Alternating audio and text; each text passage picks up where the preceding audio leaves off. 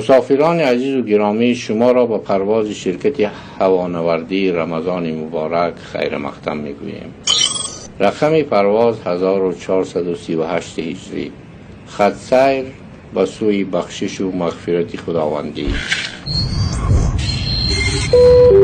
مسافه سفر از 29 تا 30 روز. مدت پرواز روزانه از 15 تا 17 ساعت. شرط های سفر: نگاه داشتن چشم از نامحرمان و تل سریال ها، گوش از غیبت و موسیقی، دهان و زبان از خوردن و نوشیدن و بدگویی. از تمام مسافران گرامی خواهش می شود که تسمچه ایمان و تقوا را محکم ببندند. کماندیر اکیپاژ هوانورد درجه عالی قرآن کریم در این سفر ما را راهنمایی می کند.